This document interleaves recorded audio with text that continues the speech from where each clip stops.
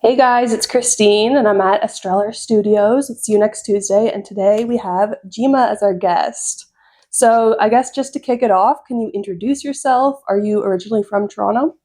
Uh, yeah, sure. My name is Gyimah Gariba. I'm not originally from Toronto. I was born and raised in Accra, Ghana, West Africa.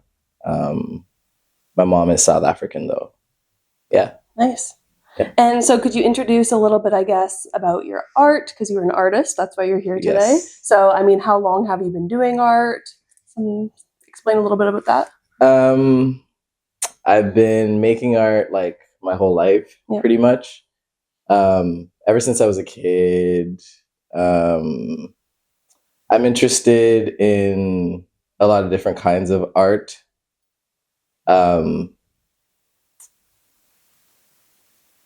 And I'm a lot of different kind of artists. I work in animation professionally.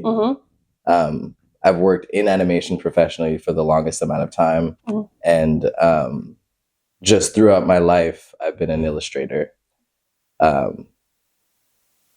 guess I think about it in those two ways, where there's things that I do as a job, as like an art worker, where it's like, this is how like I pay my consistent bills and like this is the craft that I study. And also I make art that is like, if nobody even cared or sold or bought it, it wasn't designed for that. So that I've been doing my whole life. But professionally, working in animation, I've been doing for like 8 years, 10 years maybe. Yeah. So you've been doing art, I guess, since you were a kid, right? Yeah. Yeah. So what time? Can you imagine if I'm like, no? Yeah. Oh. I'm like, I refused to do it in kindergarten. Yeah. Like they were like painting circles. I was like, none of that. Maybe you're above that. You already knew. Yeah. No. Yeah, I've been doing it since I was a kid. So what time period, did you kind of think, hey, I actually want to do this professionally? I don't think it was a conscious thought like that. I think it was just like, I can't do anything else. No, I can't. Like, I'm pretty, like, I like to read. Yep. My math teacher really thought I could go somewhere, but there were things that I was like, this is all effort for me to be able to do, and I'm just naturally curious about art. It didn't even feel real, honestly, until like people start to suggest things to you. So like school counselors and things like that, or people around you and stuff like that have suggestions, or people are like, you should really take this seriously, or like you should really fill in the blank, you know what I mean? That's when I started to think like, oh, I'm gonna have to make money one day. Like the structure of school or being in school is gonna have to like lead me somewhere where I can just be a person doing a thing. And visual arts was always great. So you went to school for visual arts? I went to school for animation. Okay. Yeah, I got a bachelor's in animation from Sheridan. Oh, nice. That's why I came to Canada. Okay, nice. Yeah. That's actually a great program. I actually went to the high school right next door. And in Oakville? In Oakville, yeah, White Oaks. Yeah, what a strange town. Yeah, very strange town. Really good. That's where we're all from, pretty much. Oh, you're all from Oakville? Yeah, pretty much. Oh. Yeah. Interesting. Oakville girls in the building. I have questions about Oakville. Oh. It was interesting 4 years getting a bachelor's from there. Yeah. Yeah. I mean, there's a lot of rich people that live there. Yeah. It was really interesting. You're just trying to hang out and people are like, what the fuck? What the fuck are you doing here? Oh, can I say fuck? Of course. Okay. Yeah. You know what I mean? Yeah. Where did you hang out? Like, did you go downtown Oakville? Like, I would go downtown Oakville, but it like really wasn't a vibe. I guess like being in art school, it's also like just old being stuffy. Like, it's like old stuffy. It's like really intense. They had like nice tennis courts that I would hang out at, but like I was like, this feels crazy. Yeah. You know what I mean? I felt crazy being there because I just knew I wasn't supposed to be there, so we didn't hang out there too much. But we went to the water a lot. Okay, yeah. Yeah. That's pretty much all there is to do in Oakville. Just go to the lake. Yeah. It was cool though. It felt like a wistful, like teenage dream. But like with racism. Yep. Yeah. Yep. But like the scenes were great. Yeah. The background was nice. I had really nice scenic moments. Yeah. You know? Yeah. You went to Sheridan for visual arts. How did you end up in Toronto art scene? Well, I don't know if I'm even in it. I guess I am because I live here. Yeah. But just working. I did a year in LA working on Black Dynamite, the animated version, and then came back to Toronto for work, and then just started jumping around in different with different titles at the same company for a couple of years. And then that's the company Guru Animation Studios, where I made like Big Blue with the CBC. So it was like hopping around there, doing some freelance, like working with some of the people in the city, and then like making the show. So that's how it kind of like maneuvered its way. It was just like through a job and then through like a bunch of different opportunities. And then like there was an opportunity to make a show, and I was like, yeah, absolutely. Okay, I definitely want to touch on Big Blue. So you're the creator of the kids' TV show Big Blue. It's on CBC, Nickelodeon in the UK, Roku now, I think in the US. Roku, we moved into Roku City. Yes, Roku City. Yeah, rent is so high. Oh yeah. So can you take us through the process? In Roku City, I mean, rent is high in Roku City. It's high everywhere. Let's be honest. Yeah, for sure. But could you take us through the process of creating the show and then actually getting it on TV? Well, it's like there's a development process for creating any TV show. Like, and listen, you could throw a rock in the air and you hit like a person who's writing a creative pitch for whatever. It's pretty much exactly the same thing. So if you have a TV show idea, you're gonna have to make a deck. You're gonna have to do like, what's your elevator pitch? What's it about? What's the vibe? You know what I mean? It's pretty much the same as like pitching like a live action TV show or doing a treatment for a commercial or whatever. You just have to have that set up. And luckily I did, I spend a lot of time thinking about hypothetical things that I think would be cool if they existed. And then every so often an opportunity to make one of those things exist, and you just throw it at it. And this was one of those cases where they were walking around the studio literally asking like, does anyone have show pitches that they want to try and like pitch? Because we have this like literal age demographic slot that we want to fill. And I was like, absolutely, dude. Yeah, absolutely. So is that like a dream of yours as an artist to get like a TV show? Yeah, for sure. But, and you know what? It was like such an incredible experience, but also like the hardest thing that's ever happened in my life. And you know that thing they say about dreams, like when you achieve your dream, you like literally just have to like do another one. You know what I mean? It's like, it's heaven and hell. What can I say? You know what I mean? Like now I have a brand new dream, and it makes it feel like the first one didn't really happen, but it did. It did. And it's like, I have to exist in that. But then it's kind of like one of those things where it's like, you're like, yay! And then you're like, wait, what now? Yeah. You know what I mean? You're like, oh my God, like I'm just a student and I need to find a fucking job. And then you find a fucking job. You're like, I fucking hate this job. Yeah. I need a better job. Yeah. And then you like get a better job and you're like, now all I'm doing is working. Yep. You know what I mean? It's you're like, I need to go on vacation. Yeah. You go on vacation, you're like, I have no passion. Yeah. It's like, it's literally never ending. So thankfully I've like racked up one really big dream of mine, but now I just want to do it again and bigger and better. And like, you know what I mean? So it's an endless loop, but I loved it. Yeah. I loved it. I want more. Oh yeah. Well, so where did the like inspiration, I guess, for the concept of the show come from? And then also like the artistic style, because it kind of reminds me of like Steven Universe type. Oh, totally. I worked on Steven Universe. I did backgrounds in the first season, cool. Which is kind of how the animation industry works, which is why I like categorize those things separately. It's like I'm an art worker in animation, where it's like these are the technical skills I have. Like I understand like frames per second and like the design principles that work for a pipeline and how that translates to fucking budget. You know what I mean? So there's a bunch of stuff that I was like, just out of work curiosity, interested to touch. It's like someone being like, hey, do you want to work on like literally like Sesame Street? You're like, yeah. You know what I mean? You're like, yeah, I do. I love Sesame Street. Yeah. So there's a bunch of projects that I've been lucky enough to like touch on and like get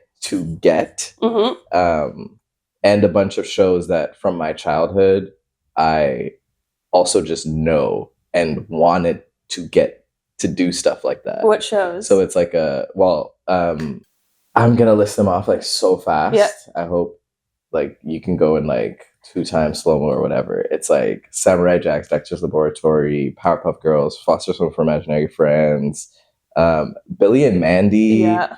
Kim Possible, like As Told by Ginger in some ways. A bunch. Like TV. And man, what is that fucking show called? Ed, and Eddie. Oh, Nanaland. Do you know Nanaland? The cats, right? No, she's like a little green girl. Oh yeah, Canadian classic. Yes. She's popular on TikTok right now. She's popular everywhere always. That's also the same person that did Gary the Unicorn, who's the new guy. He's a new puppet guy in town. Okay. But yeah, a bunch of shows that like felt like comfort viewing and stuff like that, and then just like kind of jumbled it up in a way that kind of makes sense for what was going on. So the last question that I was talking about, is there anything else like more that you wanted to say? Or are you good? What inspired the show style? Yeah. Just like nostalgia and the things I wanted to work on and the things I have worked on, and just like, you know. Yep. Just classic tropes. It was just so exciting to make TV. Yep. Like, I grew up watching TV, so the opportunity to make TV, and I think I have a TV name, you know, because of the G's. That I was like, oh God, I love TV. You know what I mean? Like, you see like by Shonda Rhimes, and there's like a theme song, and there's like, you know what I mean? And like,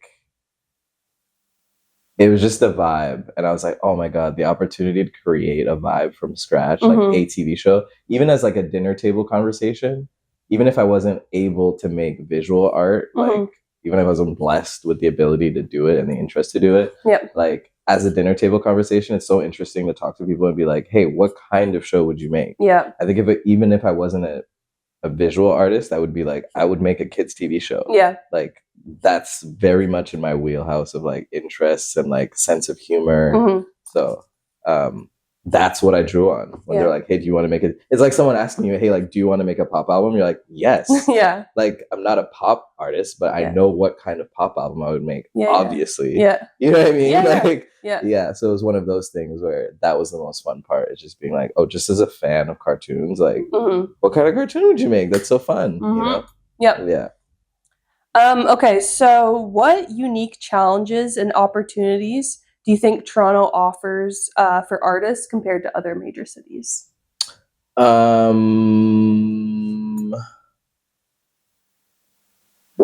Do you think, because I want to talk about like Toronto as a creative hub. Okay. You know, you're an artist working in Toronto. Yes. Do you think that Toronto offers anything different or better, or is it worse than other cities where art is made, say like New York or LA? Like, would you consider that the creativity here is thriving? I feel like that's an individual question. But like personally, I think the thing that Toronto affords me is kind of like, and this might be good or bad for the greater art community. I don't really know. The animation community is one thing. The visual arts and fine arts world of things is totally different. You know what I mean? I feel like in terms of like the animation community, there's a lot of work that comes through Canada and Toronto. Well, currently it's kind of crazy. The landscape, you know, AI, all that stuff. AI scares people being like laid off from like the largest companies that have people are, you know what I mean? Like it's kind of unstable across the board, like even in LA. But the animation community in Toronto is like pretty good, pretty strong. You know what I mean? Like in terms of like interpersonal relationships and like how the work is distributed through the city, there is a good amount of work, and there is good work coming out of like Canada in general. You know what I mean? So that's animation.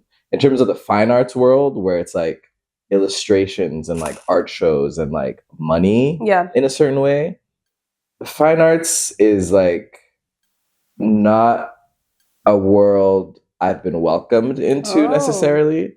It's like I make illustrations and I make paintings, and like sometimes they're public and able to be received, but it's not like it's not like it's a place where I stand. You know what I mean? Like I don't exist in that space necessarily. You know what I mean? Like I've been to like Toronto Biennale, but it's like with a friend who's playing music there. It's not as like an independent artist. I'm more likely to be seen at like TIFF for animation than I am at like a fine arts.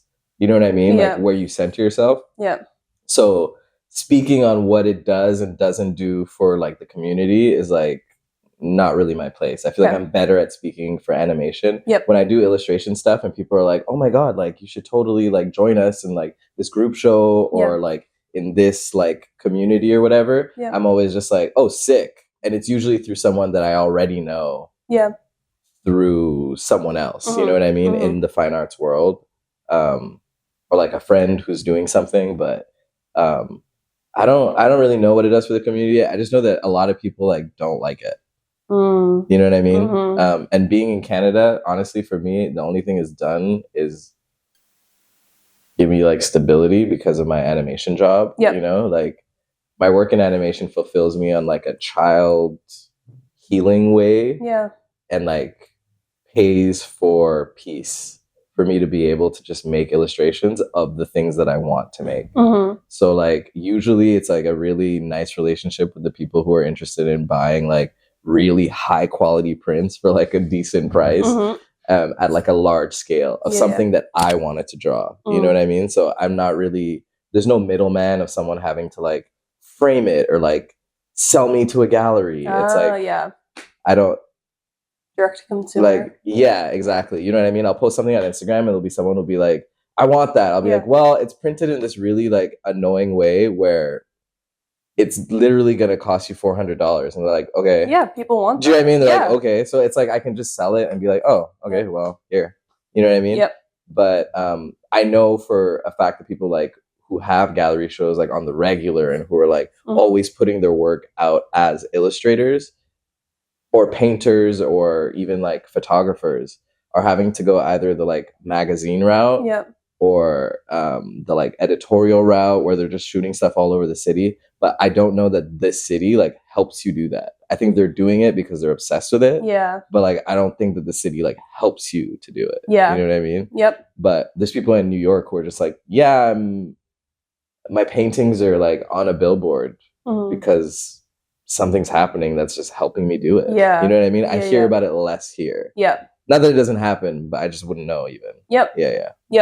Yeah, I guess to touch more into like the community aspect, I was going to ask you about what do you think like the local community in Toronto? I was going to ask about venues or galleries, but it seems like you're a little bit less in those spaces. But what do you think like the community that you have around you in the animation community, how does that like, how do they play a role in supporting up and coming artists in Toronto? And could you shout out anyone in the scene that has kind of helped you along your journey? Oh, totally. And I mean, like, community wise, I feel like there are friends of mine who, if I were to be like Imad from Peak, and then a friend of mine named Vince, they're like people who I would rely on to help me put something on, and I think that we could achieve it. So like a gallery show or something, you know what I mean? Like they would facilitate that in that space, in like the fine art space. But that is solely, I'm sure they believe in me and they love what I do as I do they, but that is solely off of like the strength of our relationship. That's not like a sales exchange. You know what I mean? Like that's not like oh, like you're wonderfully prolific, so like let's enter into business. You know what I mean? Like those are two different things. Like they would just be doing it because like they like me. You know what I mean? Whereas I think like in other cities and things like that, like people are more separated in that way, where there are transactions that happen more frequently that are just mutually beneficial, like off rip. So all of my experiences in the fine art space have just been through like people believing in me. You know what I mean? In animation, on the other hand, that is like, I can get peace of mind because that's 100% through merit. Like, I have been a character designer. I have been a color stylist. I have done a color script. I have been an art director. I have been a director. So it's like there have been so many people. There's like Ricardo Durante, who's a director. He did like some of the Peanuts episodes. He did Wayside.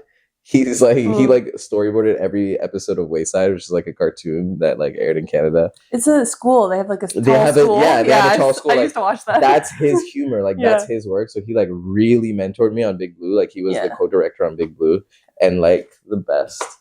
Brandon Scott, who's like the art director at the Studio Guru. Yuri Rocha, who's just like a director at the studio as well, who's like just a nice guy, like just so funny, like brings energy to every like production he's on. So just like random like people who I've worked with who are just like, wow, you know, like that's great. I'm gonna steal that. I'm gonna steal this vibe and like work in this way, you know? Yeah. Do you think the only way really to make it an animation is you have to go to school for it first and then get a job? No. You don't have to do that. You don't have to do that at all. You kind of have to know a guy. Yeah. That's like every industry. No, I'm so serious. Yeah, for sure. And yeah, I mean, that's what happens in the animation industry for the most part. It's just someone emailing you, some kid emailing you and being like, is it hard? And then you email them and you're like, kinda. Yeah. But it's okay. Worth it. Yeah. You know what I mean? Yeah. You FaceTime them or something, you're like, put your mom on the phone. You're like, girl, school's expensive, but go on these websites. Yeah. Yeah. Love it. Okay, a couple more questions. How do you stay inspired and keep art fresh for yourself? Ziplocs. Oh, come on. You got me. How do I stay inspired? Yeah. I'll read a book. Yeah, sometimes I'll read a book. I've been really into writing lately. I've been writing a lot because I just think it's cool. Sometimes art feels like holding someone's hand to the water, you know? Like it doesn't have to be like literal, but when I'm making like animation sequential art, I'm like, boy walks on piece of glass hurts boy tumbles over, cries. But you could just like, instead of drawing it out for people, that could have been a sentence. I just think about that sometimes where I'm like, I just like to tell stories. So when I read a book, I'm just like, oh, that's so cool. But then my brain works in a way where it's like, well, I see it, so I'm going to put that down first. You know what I mean? Yep. So reading mostly. Yeah, just reading books. What do you like to read? Well, I was reading history books recently because I was working on an animation project about like Ghanaian independence. So it's nice to read history sometimes to be like, whoa, like the pursuit of power is really endless. You know what I mean? But then it just bums me out. Yeah. Because you're like, whoa, snake eating its tail. Like, we're doing the same thing, dude. Like, none of my radical thoughts are radical at all. Yeah. Like, several people have died in the pursuit of this cause. Yeah. And then I'll stop reading history. Yeah. And I'm like, enough. I know enough. Yeah. And then I'll read, like, what is it called? Like, realistic fiction? What is it? Like, fiction? Yeah. Like, fiction. Yeah. Like, not necessarily fantasy. I do read some fantasy. Like I'll read like Children of Blood and Bone because it's like a West African like fantasy saga that's being turned into a movie. Like everybody's calling it like the new Lord of the Rings, Harry Potter vibe. Okay. You know what I mean? Or like Hunger Games. Yeah. But it's like West African and stuff. Yep. I'll read it to be able to say I read it before the movie came out. Yeah. But then I also read it just to be like, what are stories like right now? Like what's the temperature on stories globally? You know what I mean? Are we still like, what's the best story anyone's ever told so far? Sometimes I'll read just to be like, what the fuck is all the hype? Anyway, you know what I mean? I'll read 50 Shades of Grey just so I could be like, just to know about it. That wasn't that sexy. Yeah, just to experience it. Yeah. I think that's assault. Literally. Whatever. But just to check and be like, this is what the literal universe is talking about. Yeah. Okay, now I know. Yeah.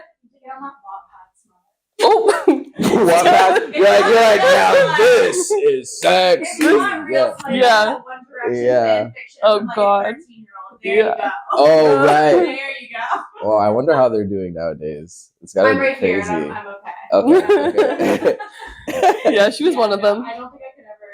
Not 13. I definitely No, but that's the thing, because like Not that's what you want from any piece of art I make, is like the intensity that someone like consuming anything they like is. You know what I'm saying? Where someone is like, you know what, I have to own this image. Yeah. Or like reading a story and like just feeling like, oh my god, Yeah. Zayn Malik, like this story is about me. Yeah. You know what I mean? Yeah. So that's like the thing I'm looking for all the time. So, and when I get it from a book, I'm like, first of all, that happened all in my brain, so it's literally mine now. Yeah. You know what I mean? And like, it's not literal. Like, it's not something that can ever get old. Like, sometimes I feel like if I look at an image I love so much over and over and over again, I won't see it anymore. But like when I'm reading something, I could like run it fucking back. Mm-hmm. You know what I mean? Like again, like run it back, because it sounds different and it's like I can imagine it. It's just different. You know what I mean? Yeah. So when I'm like bored, I'm just like, all right, let's find something, or let's see what something was about. Yep. Yeah. Very fair. Okay, so do you have anything you'd like to plug, and any last words of wisdom for people just starting out making art? Words of wisdom for people making art. Get some rest. It doesn't matter if everybody's an artist. Yep. Everybody's a DJ. It's not stopping them. Yep. Think about what your Instagram profile picture is going to be. And it's about a body of work. Yeah. If you can look back at your life and you're like, my body of work is like representative of like everything I give a fuck about. Yeah. Like, if you want to be a painter and you love Britney Spears, have a painting of a fairy inspired by Britney Spears in your body of work. Yeah. So you can like stand on business. And if like a social issue is something you care about, just make work that's in direction of the shit that you care about. Yeah. Because like afterwards, it's just gonna be sick. It's gonna be sick. It's gonna be good for you. It's gonna feel good for you, I think. But yeah, get some rest. Yeah. And anything you want to plug? I'm gonna be making some images soon that I might sell in the city, like locally. Okay. And I'm making a book of short stories. Some of them are comics, some of them are short stories. Okay. The working title is Streaker. But look out for those. There's some of them are spooky. And scary. Okay, I'm excited to see that. Yeah, spooky. Some comics are none of them are funny. Okay. Yeah, but they're just a bunch of short stories. But you could find humor in them, maybe, or no? Maybe. If you're a freak. Maybe if you're a little freak. Yeah. Yeah. Actually, no. One of them is kind of funny because you're just like, men. Yeah. Yeah. As usual. Yeah. That's like every day. Yeah. Yeah. One of them's funny. It's called Doberman. Oh, okay. Yeah. I'm excited. So maybe plug your Instagram. Do you have a website you want to? Yeah, my Instagram is Gyimah G. My website is going to be linked on there with the print shop and Streaker when it comes out. Okay, amazing. Thank you so much for talking to us. Thanks. This is so fun. Yay. Yeah.